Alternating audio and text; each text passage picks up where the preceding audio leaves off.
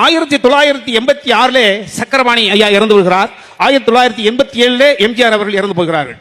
எம்ஜிஆர் தன் அண்ணன் இறப்பதற்கு முன்பு 1986 நோய் வாய்ப்பட்டு எம்ஜிஆர் வந்திருக்காங்க. அப்ப எனக்கு குழந்தை இல்லை, உங்களுக்கு இத்தனை குழந்தை இருக்கு, நீங்க தானே 4 இட்லி வச்சா கூட எனக்கு 3 இட்லி வச்சிருவீங்க, என் தம்பி சாப்பிட்றான், பாய்ஸ் ட்ரிப்புக்கு நடிக்க போறான், அவன் தான் முக்கியம் அப்படின்னு என்னை அப்பா ஸ்தானத்திலிருந்து நீங்க தானே வளர்த்தீங்கன்னா, ஒரு நாள் கூட நான் இவ்வளவு சம்பாரிச்சிருக்கேன், புகழை சம்பாரிச்சிருக்கேன், பணத்தை சம்பாரிச்சிருக்கேன், ஏதோ சம்பாரிச்சிருக்கேன், அரசு நீங்க ஒரு முறை கூட என்னப்பா பணம் என்னப்பா கணக்குன்னு ஒரு முறை கூட கேட்டதே இல்லையா? ஏன்னா சக்கரபாணி சொல்லுகிறார், தம்பி ராமு, நீ ஜூனியர் ஆர்டிஸ்டா இருந்த, நம்ம இப்படி வந்தோம் 18-19 வயசுல ஜூனியர் ஆர்டிஸ்டா தூரத்தில் நிற்பாங்க, இன்னைக்கு 15 ரூபாய் 20 ரூபா கொடுப்பாங்க.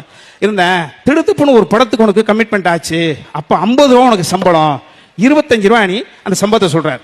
ஒரு படம் எம்ஜிஆருக்கு முத ஒரு கேரக்டர் ரோல், 50 ரூபாய் சம்பளம், 25 ரூபாய் அட்வான்ஸ் வாங்கிட்டு வந்தா இது சக்கரபாணிக்கு தெரிஞ்சு போச்சு. என் தம்பி ஒரு ஆர்டிஸ்ட் ஆயிட்டான், 50 ரூபாய் சம்பளம் பேசிட்டான், 25 ரூபாய் வாங்கிட்டான். ராமு வந்தானா, எவ்வளவு காசு? 10 ரூபா கொடுத்தான். 10 ரூபாயா?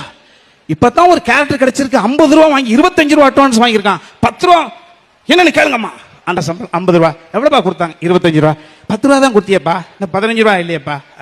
அம்மா நான் பணத்தை 25 ரூபா வாங்கிட்டு திருவான்மியூருக்கு வந்தேன். அப்ப திருவான்மியூர் பஸ் ஸ்டாண்டுக்கு வந்துருந்தேன். அங்கே கும்பகோணத்திலிருந்து பஞ்சம் படைப்பதற்காக 3 குழந்தைகளை தூக்கி கொண்டு ஒரு தாயும் தந்தையும் அங்க வந்து இருந்தாங்க. அழுதுகிட்டு இருந்துச்சு குழந்தையெல்லாம். என்ன அழுகிறீன்னு கேட்டேன். இல்ல நாங்க கும்பகோணத்திலிருந்து பஞ்சம் படைக்கிறதுக்காக வந்தோம், மெட்ராஸ்ல கிழக்குது வடக்குதுன்னு தெரியல, நம்ம மறுபடியும் சொந்த ஊருக்கு திரும்பி போலான் இருக்கோம், சாப்பிட முடியல, காசு இல்ல, குழந்தைகள்லாம் அழுகுது. சொன்ன உடனே எம்ஜிஆர் டக் ஒரு 5 ரூபா கொடுத்தாரு. அன்னைக்கெல்லாம் 5 ரூபா பெரிய வேல்யூ. 5 ரூபா கொடுத்தாரு. உடனே சாப்பிடுங்க, இன்னொரு 5 பஸ்ல போறதுக்கு வச்சுங்க. என்னதான் சொந்த ஊரா இருந்தாலும் போன உடனே உங்களால விலை கிடைக்காது, அங்க போய் சாப்பிடுறதுக்கு 5 ரூபா வச்சுங்க. 15 கொடுத்துட்டு 10 ரூபாயை கொண்டு வந்து அம்மாட்ட கொடுத்துருக்கிறார்.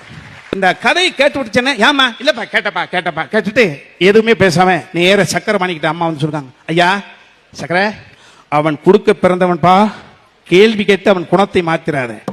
எனக்கு இதெல்லாம் உள்ளுக்குள்ள ஊடுருவதனுடைய விளைவு தான் ஓரளவு நான் சரியாக இருக்கிறேன்னு நம்புறேன்.